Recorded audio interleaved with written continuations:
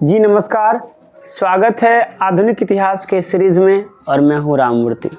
दोस्तों, हमने अपने पिछले लेक्चर में बंगाल विभाजन एवं स्वदेशी आंदोलन को संपन्न किया था और आज हम एक नया टॉपिक लेकर आए हैं जिसका नाम है मुस्लिम लिंग। लेकिन वीडियो शुरू करने से पहले आपसे एक छोटा सा रिक्वेस्ट है दोस्तों कि पीपीटी बनाने से लेकर के वीडियो बनाने तक बहुत मेहनत लगता है, लेकिन आप लोग वीडियो को स्किप कर देते हैं, देखते नहीं हैं। मैं पूरी गारंटी के साथ कहता हूँ कि मैं जो कंटेंट देता हूँ वो आपको पेड कोर्स में भी नहीं मिलेगा, लेकिन फिर भी आप हमारे वीडियो को लाइक नहीं करते हैं। तो हम आपसे रिक्वेस्ट करते हैं कि आप हमारे इस वीडियो को लाइक कीजिए, साथ ही साथ दोस्तों को शेयर कीजिए, और यदि आप हमारे चैनल पर नए हैं तो इसे सब्सक्राइब करके बेल आइकन को दबा दीजिए। चलिए बढ़ते हैं अपने पाठशाला की ओर।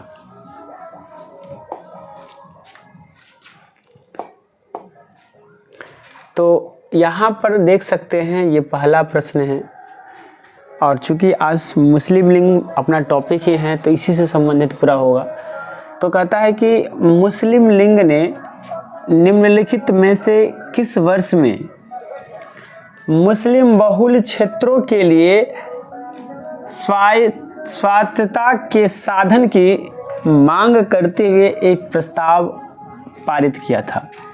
क्या वो 1937 था, 1940 था, 1944 था या 1935 था?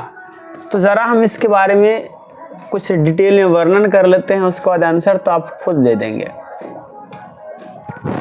तो मुस्लिम लिंग ने वर्ष 1940 में, कब? 1940 में लाहौर अधिवेशन में मुस्लिम बहुल क्षेत्रों के लिए स्वायत्तता के साधन की मांग रखते हुए एक प्रस्ताव पारित किया।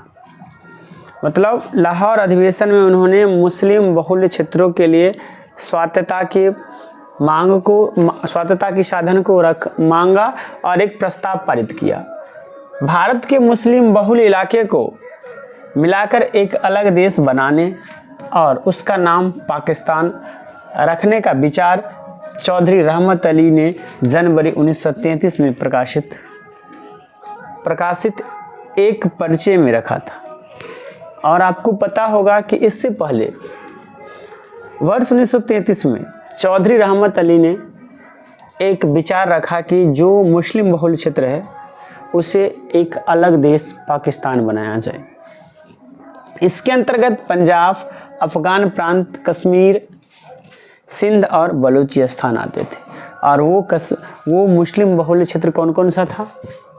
पंजाब था, अफगान प्रांत था, कश्मीर, सिंध और बलूचिस्तान आदि आते थे। तो इस प्रकार से यदि हम लोग बात करते हैं कि ये जो स्वायत्तता के साधन की मांग की प्रस्ताव ये 1940 में किया गया था ना। 1940 में किस अधिवेशन में? तो अभी हमने जस्ट पढ़ा था लाहौर अधिवेशन। किसमें? लाहौर अधिवेशन में। आप हमें कमेंट करके बतलाएंगे कि लाहौर अधिवेशन के अध्यक्ष कौन थे। ये आपके लिए आज का क्वेश्चन है जो कमेंट बॉक्स में बताएंगे कि लाहौर अधिवेशन के अध्यक्ष कौन थे, ये बताएंगे आप। अगले प्रश्न की ओर चलते हैं। तो अगला प्रश्न कहता है कि सीधी कार्रवाई दिवस यानी डायरेक्ट एक्शन डे की घोषणा किसने की थी? क्या वो मोहम्मद अली जिन्ना थे, महात्मा गांधी थे, जयप्रकाश नारायण थे और या सुभाष चंद्र बोस थे? तो इसका जो सही आंसर होने वाला है वो हो जाएगा मोहम्मद अली जिन्ना। आपको पता है ये जो सीधी कार्रवाई है ये मुस्लिम लीग के द्वारा किया गया था। सीधी कार्रवाई करने की धमकी किसने दिया था? मुस्लिम लीग ने दिया था। और इसका घोषणा किसने किया था? मोहम्मद अली जिन्ना ने। किसने किया था? मोहम्मद अली जिन्ना ने, यानी A is the right answer इसका हो जाता है। तो यहाँ पर आप देख सकते हैं कि सीधी कार्रवाई दिवस की घोषणा यानी डायरेक्ट एक्शन डे 16 अगस्त 1946 को पाकिस्तान की मांग करते हुए मोहम्मद अली जिन्ना ने की। यानी सीधी कार्रवाई दिवस कब दिया गया? 16 अगस्त 1946 को। और इसमें क्या कहा गया? इसमें पाकिस्तान की मांग किया गया और ये किसके द्वारा किया गया था? मोहम्मद अली जिन्ना के द्वारा। मुस्लिम लीग द्वारा प्रत्यक्ष कार्रवाई दिवस के माध्यम से पाकिस्तान को प्राप्त करना था और मुस्लिम का मुख्य उद्देश्य था कि हम प्रत्यक्ष कार्रवाई दिवस के द्वारा पाकिस्तान को प्राप्त कर सके। मोहम्मद अली जिन्ना ने घोषणा की या तो विभाजित भारत या नष्ट भारत होगा। मोहम्मद अली जिन्ना का कहना था या तो भारत विभाजित होगा या भारत नष्ट होगा। देख सकते हैं कैसी मानसिकता है उन लोगों का।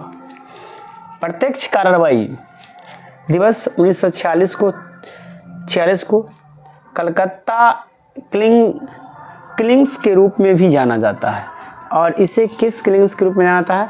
कलकत्ता किलिंग्स, मतलब कलकत्ता मर्डर, कलकत्ता हत्या के रूप में जाना जाता है, क्योंकि यह ब्रिटिश सरकार के बंगाल प्रांत के कलकत्ता में मुसलमानों और हिंदुओं के बीच व्यापक सांप्रदायिक दंगों का दिन था। क्योंकि इस दिन क्या हुआ था? बंगाल प्रांत में मुस्लिम और हिंदू के बीच में व्यापक दंगा हुआ था। किस दिन? 16 अगस्त 1946 को। इसलिए इसे बंगाल किलिंग नाम से भी जाना जाता है। अगले प्रश्न की ओर जब हम लोग चलते हैं तो अगला प्रश्न कहता है कि निम्नलिखित में से किसने 16 अगस्त 1946 को प्रत्यक्ष कार्रवाई दिवस यानी डायरेक्ट एक्शन डे के रूप में मनाया? क्या वो क्रिश्चियन लिंग था, क्या वो मुस्लिम लिंग था, क्या वो हिंदू लिंग था या सिख लिंग था? तो इसका सही आंसर हो जाता है मुस्लिम लिंग। और ख़ास करके कौन? मोहम्मद अली जिन्ना। मोहम्मद अली जिन्ना। और मोहम्मद अली जिन्ना ने ही कहा था कि या तो बटेगा भारत या तो नष्ट होगा भारत ना। ये कहाँ हुआ था? खास तौर पर ये हुआ था बंगाल प्रांत में। और इसमें क्या हुआ था? बंगाल प्रांत में हुआ था। और इसमें क्या हुआ था? हिंदू और मुस्लिम के बीच में बहुत व्यापक सांप्रदायिक दंगा हुआ था। इसलिए इसे कलकत्ता किलिंग्स के नाम से भी जाना जाता है। यानी यहाँ से बी सही आंसर हो जाता है। अगले प्रश्न की ओर जब हम लोग चलते हैं तो यहाँ पर कहता है कि अखिल भारतीय मुस्लिम लीग ने लाहौर प्रस्ताव को वर्ष डैश में अंगीकृत किया था? क्या वो 1942 था, क्या वो 1941 था, क्या वो 1939 था या 1940 था? तो लाहौर अधिवेशन कब हुआ था? 1940 में। कब हुआ था? 1940 में। देख सकते हैं यहाँ पर कि 23 मार्च 1940 को मुस्लिम लीग का वार्षिक अधिवेशन लाहौर में हुआ था। इसकी अध्यक्षता मोहम्मद अली जिन्ना ने किया था। लाहौर में जो अधिवेशन हुआ था 1940 में, इसकी अध्यक्षता किसने किया था? मोहम्मद अली जिन्ना ने ना। मुस्लिम लीग की जो वार्षिक अध्यक्षता हुई थी उसकी अध्यक्षता किसने किया था? मोहम्मद अली जिन्ना ने। कहता है कि इस अधिवेशन में ही पाकिस्तान के लिए प्रस्ताव पारित किया गया था। इस प्रस्ताव को फजलुल हक ने प्रस्तुत किया और खलीकुज्जमा ने इसका अनुमोदन किया। पाकिस्तान नाम का प्रस्ताव सबसे पहले 1933 में चौधरी रहमत अली ने दिया था। यानी डायरेक्ट प्रश्न ऐसे ये भी पूछा जा सकता है कि पाकिस्तान शब्द किसने दिया? तो चौधरी रहमत अली ने। कब दिया था? 1933 में। कब दिया था? 1933 में। तो यहाँ से जो अपना सही आंसर हो जाता है वो हो जाता है 1940। यानी अखिल भारतीय मुस्लिम लीग ने लाहौर प्रस्ताव को 1940 में अंगीकृत किया था। वर्ष 1940 में अंगीकृत किया था लाहौर अधिवेशन में, मुस्लिम लीग के लाहौर अधिवेशन में। इसकी अध्यक्षता किसने किया था? चौधरी रहमत अली ने। ये जिन्ना ने। किसने किया था? जिन्ना ने। इसकी अध्यक्षता किसने किया था? जिन्ना ने। मोहम्मद अली जिन्ना ने इसकी अध्यक्षता किया था। आगे की ओर चलते हैं। कहता है कि पाकिस्तान की मांग वर्ष डैश में मुस्लिम लीग के लाहौर अधिवेशन में की गई थी। तो ये कौन सा अधिवेशन था? 1940 का अधिवेशन। और इस लाहौर अधिवेशन की अध्यक्षता किसने किया था? मोहम्मद अली जिन्ना ने। और इसी में पाकिस्तान का मांग किया गया था। अगले प्रश्न की ओर हम लोग चलते हैं। अगला प्रश्न कहता है कि पाकिस्तान नाम किस वर्ष गढ़ा गया था? हमने पहले ही बता दिया था कि पाकिस्तान नाम किसने गढ़ा, पाकिस्तान नाम कब गढ़ा गया, ये सब पूछा जा सकता है। तो इसका सही आंसर होने वाला है 1933 में। 1933 में चौधरी रहमत अली ने, किसने? चौधरी रहमत अली ने पाकिस्तान शब्द दिया था। 1933 ईस्वी में चौधरी रहमत अली ने क्या दिया था? पाकिस्तान शब्द दिया था। अगले प्रश्न की ओर चलते हैं। यहाँ पर आप देख सकते हैं कि मुस्लिमों के लिए एक पृथक राज्य के रूप में पाकिस्तान शब्द को सबसे पहले कैम्ब्रिज विश्वविद्यालय के छात्र चौधरी रहमत अली ने सन 1933 में गढ़ा था। यानी ये जो चौधरी रहमत अली जो थे, ये कैम्ब्रिज विश्वविद्यालय के छात्र थे। कहता है कि नाउ आर नेवर शीर्षक वाले अपने पंपलेट में रहमत अली ने पाकिस्तान शब्द का अखंड भारत के कुछ प्रांतों को तोड़कर निर्मित किया था। मुस्लिमों के लिए सर्वाधिक पृथक राष्ट्र का विचार अभिव्यक्त व प्रस्ताव 1930 में मुस्लिम लीग के इलाहाबाद अधिवेशन में मोहम्मद इकबाल ने रखा था। और मुस्लिम बहुल क्षेत्र को तोड़ करके अलग राष्ट्र बनाया जाए, इसका विचार का अभिव्यक्ति सबसे पहले किसने किया था? तो सबसे पहले किया था मोहम्मद इकबाल ने। कब किया था? 1930 के अधिवेशन में। पाकिस्तान शब्द तो चौधरी रहमत अली ने 1933 में दिया, लेकिन 1930 के अधिवेशन में ही मोहम्मद इकबाल ने कह दिया था कि कुछ भारत के जो कुछ बहुल क्षेत्र है उसे तोड़ करके, भारत के जो कुछ मुस्लिम बहुल क्षेत्र है उसे तोड़ करके अलग राष्ट्र बनाया जाए। और ये बात किसने कहा था? सबसे पहले मोहम्मद इकबाल ने। कहता पाकिस्तान का निर्माण 14 अगस्त 1947 को भारत के विभाजन के फलस्वरूप हुआ था।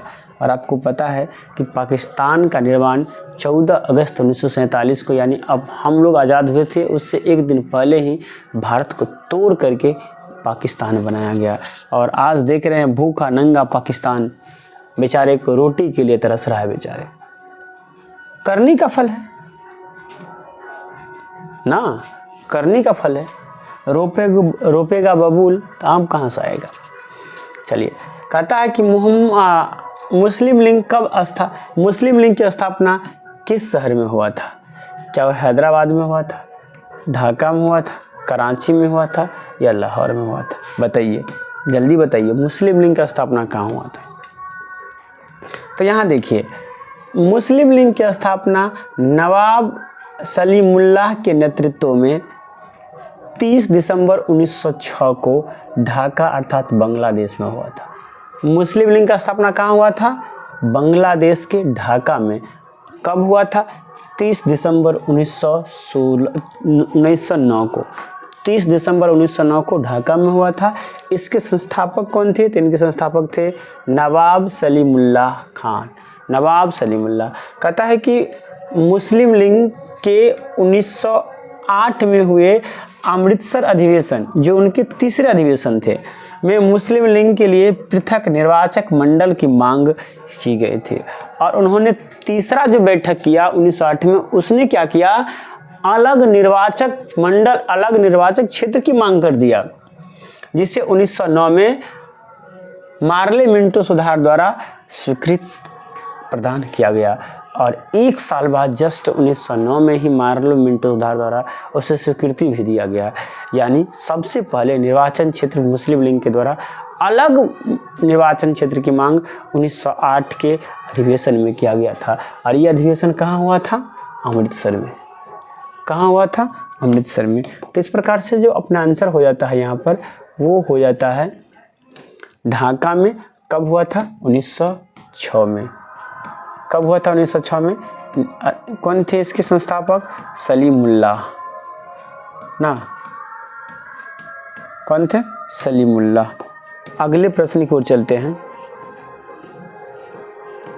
देखिए, अगला प्रश्न कहता है कि मुस्लिम लीग की स्थापना कब हुई थी।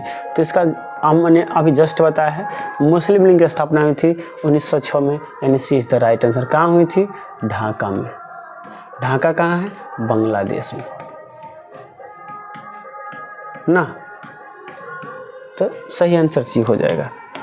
अगले प्रश्न की ओर हम लोग चलते हैं। यहाँ पर आप देख सकते हैं कि लिखा गया है कि मुस्लिम लीग की स्थापना लॉर्ड मिंटो द्वितीय के कार्यकाल में आगा खां और नवाब सलीमुल्लाह खां के द्वारा 30 दिसंबर 1906 को ढाका में किया गया था। सलीमुल्लाह को इसका संस्थापक माना जाता है। ये आगा खां और सलीमुल्लाह खां ये दोनों भाई भी थे, ये बात भी याद रखेंगे। और इन्हीं के द्वारा 30 दिसंबर 1906 को ढाका में मुस्लिम लीग का स्थापना किया गया, जबकि आगा खां मुस्लिम लीग के प्रथम अध्यक्ष चुने गए थे और आगा खां को मुस्लिम लीग के प्रथम अध्यक्ष भी चुना गया था। अगले प्रश्न की ओर हम लोग चलते हैं। तो यहाँ पर कहता है कि उस पंजाबी मुस्लिम का नाम बताइए जो कैम्ब्रिज विश्वविद्यालय का छात्र था और जिसने 1933 में पाकिस्तान अर्थात पाकिस्तान नामक शब्द गढ़ा। क्या वो खान रहमत खां था? क्या वो अमानत अली था? क्या वो नसरुल फतेह अली था या चौधरी रहमत अली था? तो वो था चौधरी रहमत अली। यही वो चौधरी रहमत अली है जो 1933 में कहा कि मुस्लिम बहुल्य क्षेत्र से कटकर जो नया राष्ट्र बनेगा उसका नाम पाकिस्तान होना चाहिए, यानी D is the right answer. यहाँ आप देख सकते हैं वही लिखा गया है कि चौधरी रहमत अली का जन्म पंजाब के होशियारपुर में हुआ था। ये ससुरा था ही होशियारपुर के, इसलिए होशियारी किया तो नंगा बुआ रहा। बस आटा दे दो, 2 रुपया दे दो, भगवान के लिए दे दो बाबा। ससुरा दिखाएगा होशियारी, साथ रहने में भलाई था।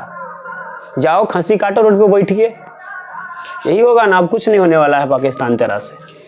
कहता है कि ये कैम्ब्रिज विश्वविद्यालय के छात्र थे। चौधरी रहमत अली एक पंजाबी मुस्लिम राष्ट्रवादी थे जिन्होंने 1933 में एक अलग मुस्लिम देश के लिए पाकिस्तान नामक शब्द बनाने का श्रेय दिया जाता है। मतलब ये मुस्लिम राष्ट्रवादी थे, ये अलग राष्ट्र चाहते थे और ससुरा ये पाकिस्तान शब्द का स्थापना कर दिया, अलग राष्ट्र बना लिया। भूखा मर रहा है, कोई दिक्कत नहीं है, मरने दो साले को। चलिए अगला प्रश्न देखिए। कहता है कि मुस्लिम लीग के 1943 के कराची अधिवेशन में कौन सा नारा दिया गया था? जय जवान जय किसान, बटो और राज करो, बांटो और छोड़ो, या करो या मरो। कौन सा नारा दिया गया था बताइए। तो यहाँ आप देख सकते हैं कि जो मुस्लिम लीग के कराची अधिवेशन जो दिसंबर 1933 में पाकिस्तान की मांग के संकल्प पर पेश किया गया था तथा बांटो और छोड़ो का नारा दिया गया था। बांटो और छोड़ो, बांट दो हमें छोड़ दो। मोहम्मद अली जिन्ना मुस्लिम लीग के प्रणेता थे और उस समय मुस्लिम लीग के प्रणेता कौन थे? मोहम्मद अली जिन्ना। 23 मार्च 1943 को मुस्लिम लीग द्वारा पाकिस्तान दिवस मनाया गया था। और पाकिस्तान दिवस कब मनाया गया था? 23 मार्च 1943 को। यानी यहाँ से जो सही आंसर आता है वो हो जाता है बांटो और छोड़ो। क्या हो जाता है? बांटो और छोड़ो। सी इज द राइट आंसर।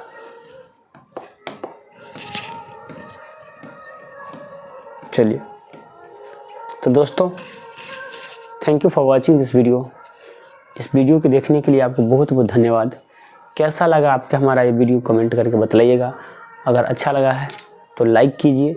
साथ ही साथ यदि आप हमारे चैनल पर नए हैं तो इसे सब्सक्राइब करके बेल आइकन को दबा दीजिए, क्योंकि जब हम कभी भी वीडियो लाएं सबसे पहले आप तक पहुंचे और आप इस वीडियो को लाभ उठा सके। हाँ दोस्तों, अगर हो सके तो अपने दोस्तों को भी शेयर कीजिए और साथ ही साथ आपको किसी भी टॉपिक में कोई समस्या है तो आप हमें कमेंट करके बतला सकते हैं।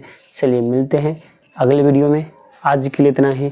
जय हिंद, जय भारत, जय जवान, जय किसान।